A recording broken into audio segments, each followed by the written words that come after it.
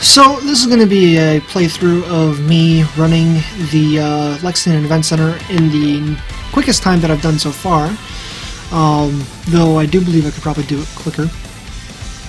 In 15 minutes and 25 seconds, timed from when I first start running till right after I kill the last enemy, and it gives me the objective complete.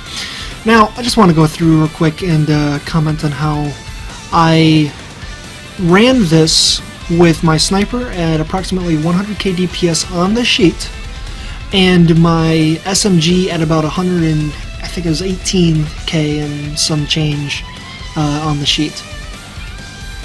Now, the one thing you gotta sit there and bear in mind when you sit there and you try to do your when you try to decide what build you're going to do, you have to make sure that you understand exactly what it is your goal is. See, now when I originally made this build for this, like PvE, I basically wrote down every single stat that you can get on your gear, and I wrote down the separate talents that you can get on the gear and weapons. And I just picked out which talents I wanted on what gear, which talents I wanted on my weapons, and I came up with a few different pieces of like here, I got the list right here, the list of different stats. So on the gear you can get, and I'm not including the attributes like firearms, stamina, or electronics, you can get weapon damage, crit chance, crit damage, accuracy, stability, range, reload speed, damage to elites, health on kill, enemy armor damage, skill power, max health, and protection from elites. Now, you have to remember that not everything is going to be important to everybody. So, for instance, I basically went through and labeled which stats are best for which types of builds. Weapon damage is good for all builds. Crit chance is good for firearms builds. Crit damage is good for SMG and electronics builds, and I'll get to that in a minute. Headshot damage is good for marksman, or if you're looking for like a really accurate build, like long range and shit, and you want to get headshots like up the yin yang with, for instance, an assault rifle. Headshot damage is going to be good. Accuracy is going to be for full auto builds, not for semi-auto, and most certainly not for close range. Stability is going to be good for full auto builds, and that's going to be all full auto builds. In fact, I actually need to relabel this for all builds because stability is also really good with marksmen. Range is going to be good for SMGs. Reload speed is good for small clips, so if you're looking to get a clip or a magazine in your gun, but you don't want to get the extended magazine, you want to instead go for, say, crit chance and reload speed. Let's just throw something else out there. Then reload speed is going to be something that you want to get even more on via your, probably your gloves, I think is what that typically comes on. Then also damage to elites, which is good for PvE. It's obviously not going to help you against other players. Health on kill is good for solo builds because, let's face it guys, you're not always going to get the kill when you're in a team. And also you kind of only really need the healing when you're solo because typically your teammates are going to be able to heal you instead.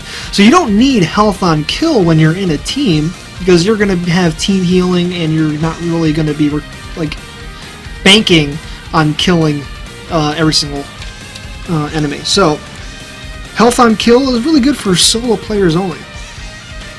Then you also got enemy armor damage, which is good for PvE. It's not good for player versus player. You got skill power, which is good for electronics builds. Actually, I also have to relabel this. This is good for all builds. Every single build. Every single build. I don't care if you want to go all DPS, like you just want to sit there and knock shit down in one freaking bullet. Skill power is going to make sure that you can do that. Alright, and even better than firearms itself. Now, max health is going to be good for a firearms build and a tank build, but not for an electronics build, and I'll actually get to that in a little bit too. Protection from elites is also obviously going to be for player versus environment or PvE. So that's kind of like when I went through all these stats and I labeled which ones I wanted, and then I ended up deciding Like, what kind of thing am I looking to do? I want to get, you know, let's say SMG, typically full auto with, let's see, actually I have the, exactly what it was that I was looking for, somewhere here. Not exactly organized when it comes to where I keep things. But yeah, essentially I went for the, I wanted to do a SMG build, and I wanted to, is this it?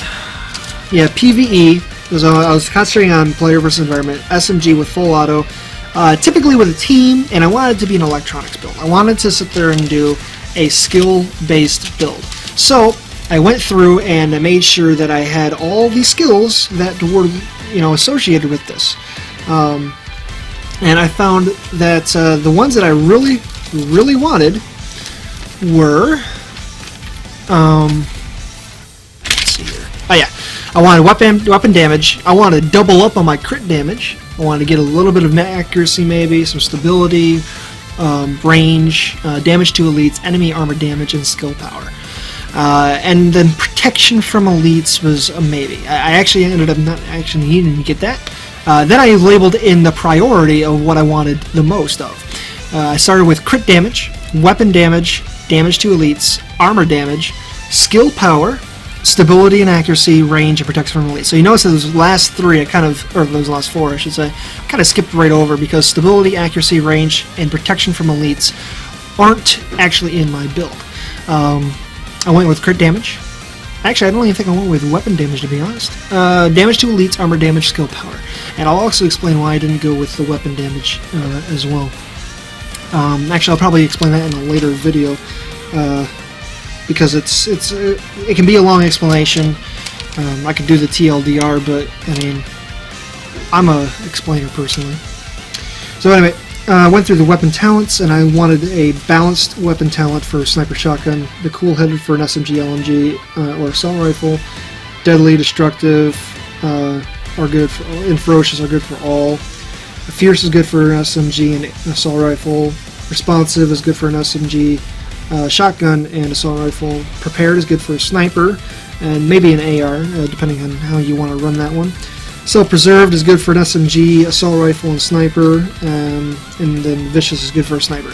And I don't actually remember what all of these are and why I labeled them which one which, but I basically went down and I said, okay, SMG, I'm looking to get self-preserved, deadly, and maybe fierce or cool-headed, which I'm actually going to change that to, I want to get destructive with self-preserved and deadly. And then with sniper I wanted balanced, self-preserved, and vicious, which I'm not really looking to get vicious anymore. Balanced and self-preserved, and actually what I currently have, which is brutal, I think, which wasn't even on my list originally.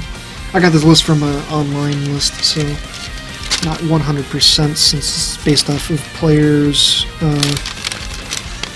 research. And I obviously missed one.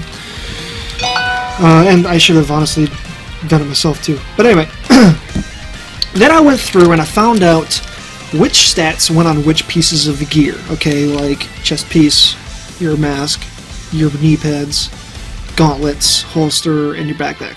And I found out which ones were the priority for which pieces of gear based on the idea that you can't get everything. Okay? And so, and the second idea is that, let's say for instance you're going up against elites in the PvE, okay? Well, just stacking tons of damage to elites is not going to be as good as separating damage to elites with enemy armor damage, because they will work together better than just one by itself. So it's worth it to sit there and separate where your bonuses are. It would sound good to have, oh, I want to have 25% damage to elites, when in fact it'd actually be better to have 15% damage to elites and 10% damage to enemy armor, just as an example. So anyway, I went through and I found out how many different stats you can have on your gear, how many different stats you can have on each slot, I should say, how many mod slots you can add to that, which is a really important part, and which stats those were, and what the options were, and the ranges as well. There's actually a website that I'm going to link in the description of this video that will actually give, it's a spreadsheet of all this information in terms of the gear that's currently available as we know it.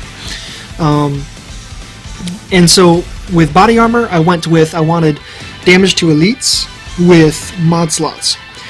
Preferably 3 mod slots, which would actually eliminate all additional bonuses, but I only have 2 mod slots, so I had to settle with getting damage to elites with the mod slots. Backpack, I went with skill power and mod slots.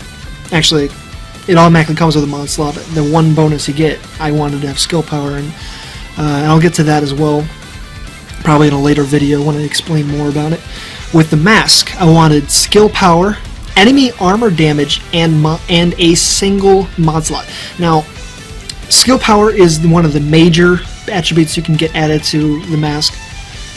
Enemy armor damage is actually one of the minor attributes that you can get added to the mask, so it doesn't take up a mod slot, and the mod slot will be in itself a mod slot.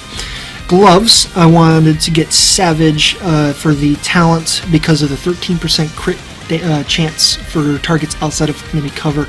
Unfortunately, I don't have that, so that could potentially add additional DPS to my build. Crit damage, damage to elites, and crit chance are the attributes I wanted on my gloves.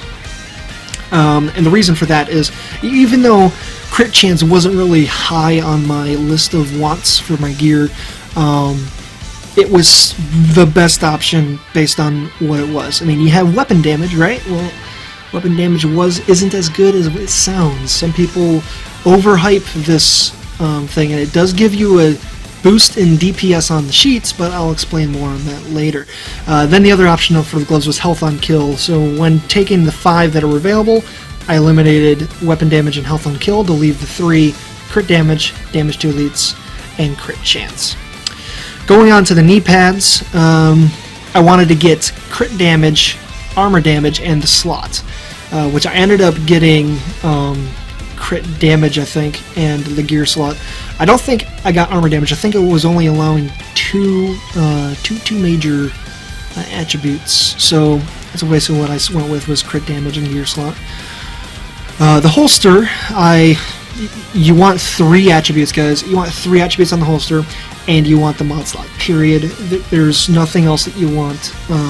Don't worry about getting skill haste. Don't worry about getting protection from elites. Grab the mod slot with 3 main attributes. That's what you want. Level 31 holster would be best. The talent I would suggest would be Nimble, which basically allows you to heal 2% of your health per meter during a cover-to-cover move. So if I moved from one cover to another that was 3 meters apart, I would heal 6% of my health while crossing that distance. So essentially, that was what I wanted to get on my gear. And when it came to the guns that I wanted to sit there and use, I wanted to use an SMG and I wanted to use a sniper. Now originally I was thinking to myself, oh, with a sniper I want to get initial bullet stability. Initial bullet stability will allow me to shoot each individual bullet much easier without moving the reticle. But I found out, thanks to another YouTuber just the other day, he goes by the name of Skill Up on YouTube. He posted a video about getting the most out of your M1A marksman rifle, and that's the one that I use, and that's the one I was using back in the beta, and I found it was freaking amazing. And I've always wanted to get one of the good ones in this game after it came out, but it took me forever to finally get it. Anyway, I found out from him that initial bullet stability is not good on a semi-auto rifle. It's good for a bolt action, because it makes it easier to line up each individual shot, but because of the fire rate on an M1A or any of the semi-auto rifles, it's not nearly as good on those. So initial bullet stability is not as good as what I originally thought. I'm going to have to swap out one of my gear pieces that are currently on my sniper for a better underbarrel down the line. Looking for stability and horizontal stability on that piece. And then I also wanted to get crit chance on the weapon, then weapon damage, and then headshot damage, crit damage, and then reload speed, in that order. Obviously, with the magazine, I want to have a 100% magazine size or larger to get 20 bullets instead of 10. I also opted, in this particular case, to go with, let's see, what did I get? I think I got weapon damage added to the sniper. The scope, I have a 15x scope that increases my crit chance and headshot damage. Perfect freaking scope, I swear. I can't believe I got an awesome 15x scope with both of those weapon mods. And then, of course, I wanted to get crit damage, which I don't think I got too much of that on my sniper, but that's okay. Then with the SMG, I wanted to get crit damage, straight up crit damage, weapon damage, crit chance, and then stability and accuracy. And fire rate, actually. So I'm going to explain a bit more in the next video, so stay tuned.